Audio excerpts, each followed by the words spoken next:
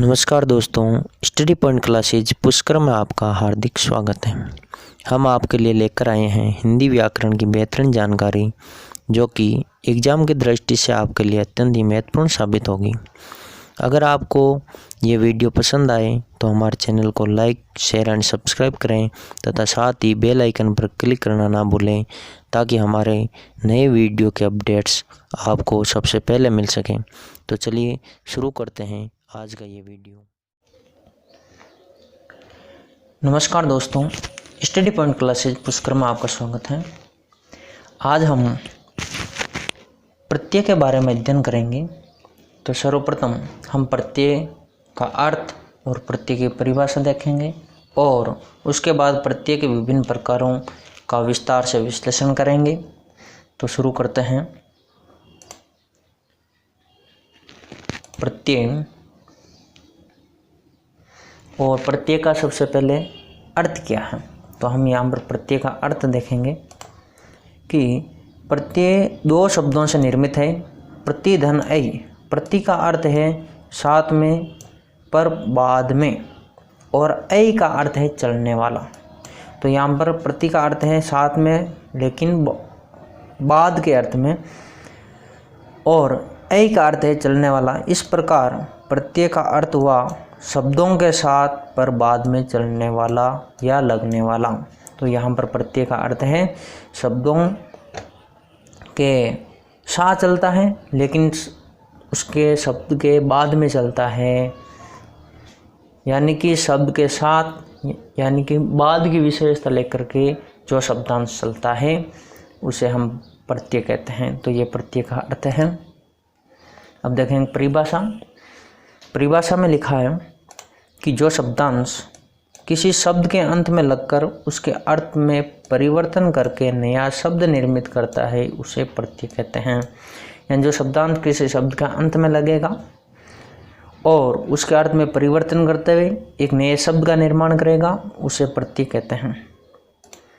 आगे देखेंगे कि कुछ महत्वपूर्ण जानकारी है कि प्रत्यय शब्दांश होते हैं। प्रत्यय की प्रकृति क्या है कि जो प्रत्यय है वो शब्दांश होते हैं जो शब्दों के अंत में लगकर नए शब्द का निर्माण करते हैं।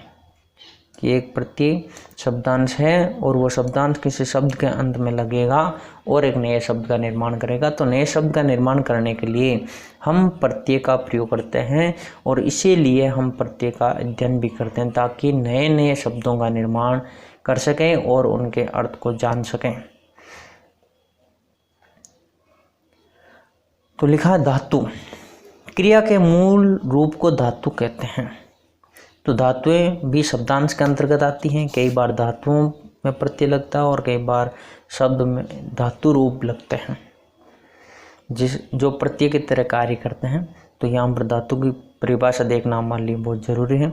तो क्रिया के मूल रूप को धातु कहते हैं। इस चीज़ को आप याद रखेंगे कि जो क्रिया का मूल रूप है वो धातु है और क्रिया में कुछ शब्दांश लगते हैं जिसके कारण वो क्रिया बनती है मूल धातु से, और ये प्रत्यय का ही प्रभाव है क्रिया के निर्माण के अंतर्गत। तो यहाँ क्रिया अलग है और जो क्रिया का मूल रूप है वो धातु है। आगे देखेंगे कि प्रत्यय के भेद। प्रत्यय कितने प्रकार के होते हैं, प्रत्यय कौन कौन से भेद हैं। तो संरचना की दृष्टि से प्रत्यय दो प्रकार के होते हैं। अगर संरचना देखी जाए निर्माण प्रक्रिया, तो उस निर्माण प्रक्रिया के अंतर्गत हम प्रत्यय को दो प्रकार के मानते हैं या दो प्रकार के प्रत्यय होते हैं। पहला कृत प्रत्यय और दूसरा है तद्धित प्रत्यय। कृत प्रत्यय एक प्रत्यय है कृत प्रत्यय और दूसरा प्रत्यय है तद्धित प्रत्यय। तो पहला कृत प्रत्यय किसे कहते हैं, देखेंगे कि क्रिया धातुओं यानी मूल शब्दों के अंत में लगकर संज्ञा, नंबर एक संज्ञा, दूसरा विशेषण तथा अव्यय बनाने वाले प्रत्यय को कृत प्रत्यय कहते हैं। यानी जो क्रिया धातुओं के अंत में लगता है, क्रिया धातुओं के अंत में लगता है और क्या बनाता है, संज्ञा, विशेषण और अव्यय का निर्माण करता है। और क्रिया धातुओं के अंत में लगेगा, इसलिए हमने पहले पढ़ा था क्रिया के मूल रूप को धातु कहते हैं, या क्रिया जो धातुएं हैं या मूल शब्द हैं उस मूल शब्द के अंत में लगेगा और संज्ञा विशेषण तथा अव्यय का निर्माण करेगा, तो उसको हम कृत प्रत्यय कहेंगे। इसके योग से बने शब्दों को कृदंत, और इस प्रत्यय के योग से जो शब्द बनता है उस शब्द को कृदंत यानी कृदंत, अंत क्रिया यानी क्रिया या मूल धातु और उसके अंत में लगता है, तो ये शब्द बना है कृदंत, तो उसे हम कृदंत कहते हैं।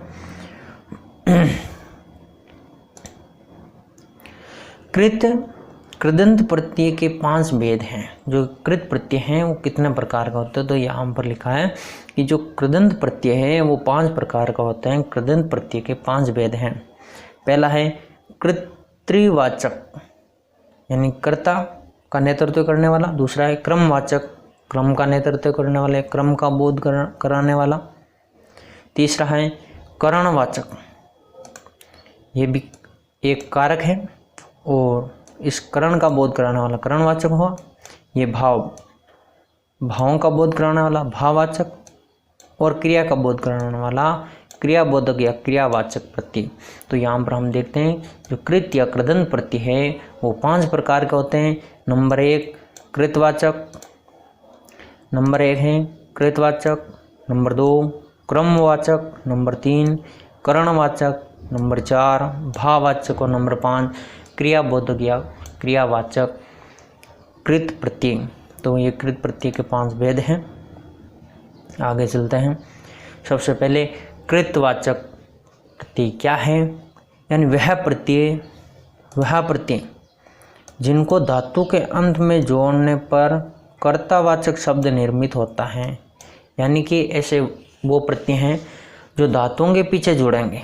तो यहाँ पर देखने के लिए महत्वपूर्ण है कि धातु कि वो धातुओं के पीछे जुड़ेंगे और निर्माण किसका करेंगे, कर्तावाचक शब्दों का निर्माण करेंगे। जो धातुओं के पीछे जुड़ करके कर्तावाचक शब्दों का निर्माण करते हैं वो कृत्रिवाचक प्रत्यय कहलाते हैं, या उन प्रत्ययों को कृत्रिवाचक प्रत्यय कहते हैं।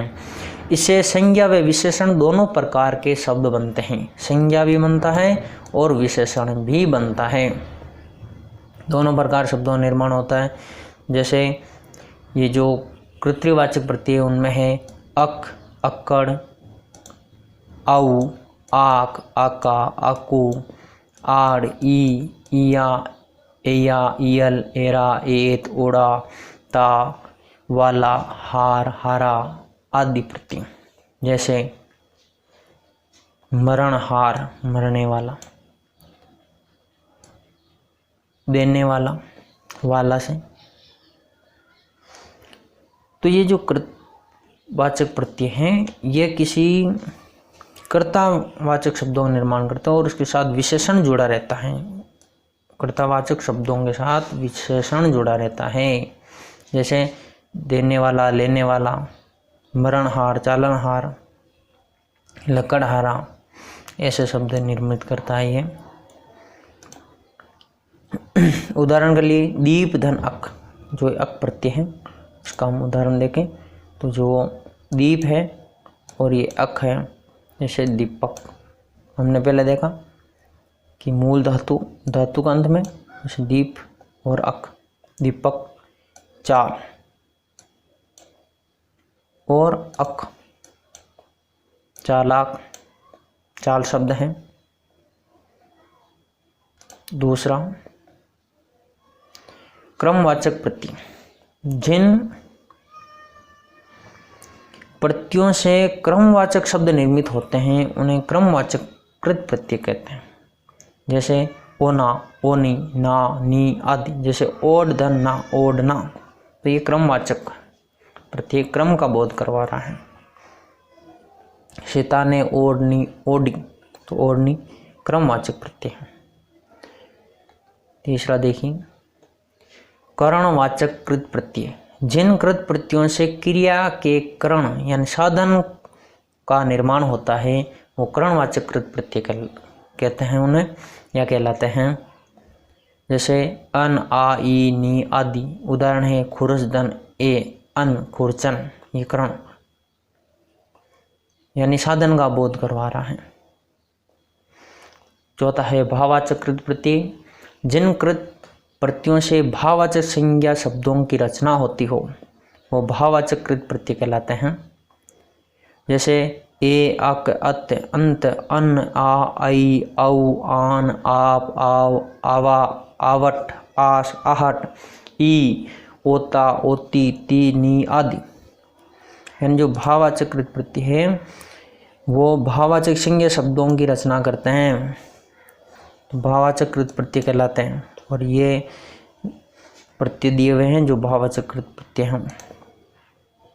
जैसे उदाहरण याच धन्ना, यानी याच मूल शब्द है और अक प्रत्यय जुड़ा तो याचक हो गया। सज, यहाँ सजना क्रिया है और धातु है सज, और आवट जुड़ा है तो सजावट हो गया। आगे देखिए 5 नंबर है क्रियावाचक कृत प्रत्यय। तो क्रियावाचक कृत प्रत्यय को देखेंगे कि जिन प्रत्ययों के योग से क्रिया विशेषण या विशेषण या अव्यय अथवा क्रिया शब्दों का निर्माण होता है, क्रियाबोधक कृत प्रत्यय कहलाते हैं। यानी जिन प्रत्ययों के योग से क्रिया विशेषण का निर्माण होगा या विशेषण बनेगा या अव्यय बनेगा या अथवा क्रिया बनेगी, उन शब्दों का निर्माण जिस प्रत्यय से होगा उसे हम क्रियावाचक कृत प्रत्यय कहते हैं या क्रियाबोधक कृत प्रत्यय कहते हैं।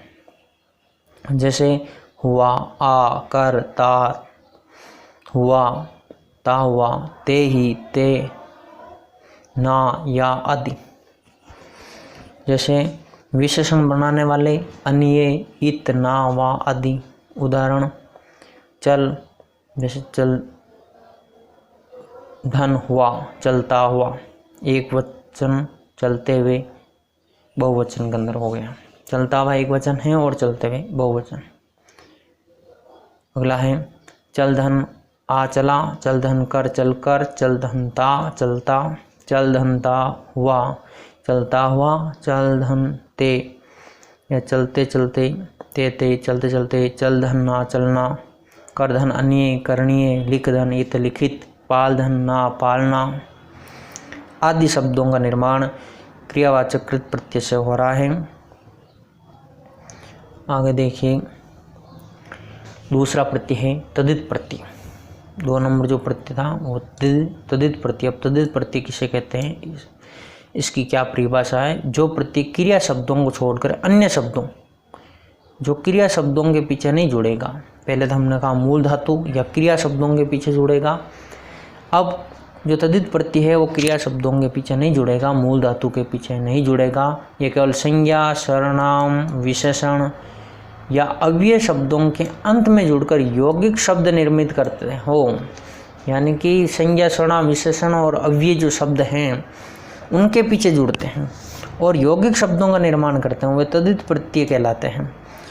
इनके योग से बने शब्दों को तदित, धनअंत, तदितांत कहते हैं। तदित यानी जो संज्ञा, सर्वनाम, विशेषण और अव्यय है और उनके अंत में जुड़ेगा वो तदितांत कहलाता है या कहते हैं।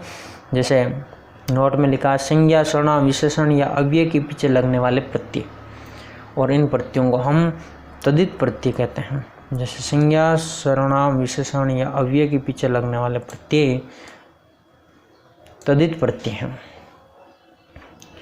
तो कृदंत जो प्रत्यय हैं वो क्रिया के पीछे लगते हैं और तदित प्रत्यय वो संज्ञा, सर्वनाम, विशेषण और अव्यय जैसे विकार्य शब्दों और अविकार्य शब्दों के पीछे जुड़कर कई यौगिक शब्दों का निर्माण करते हैं।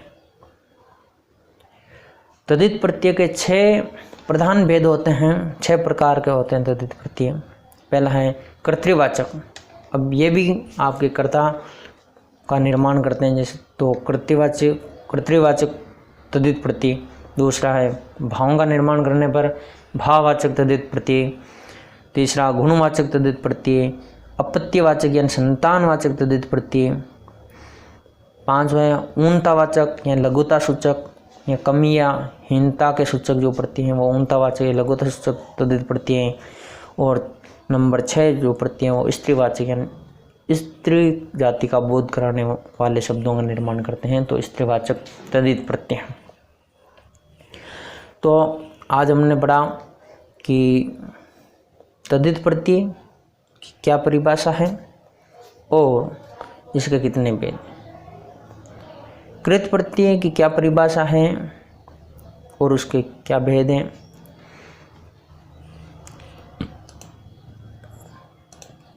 आगे हम इनका विस्तार से अध्ययन करेंगे।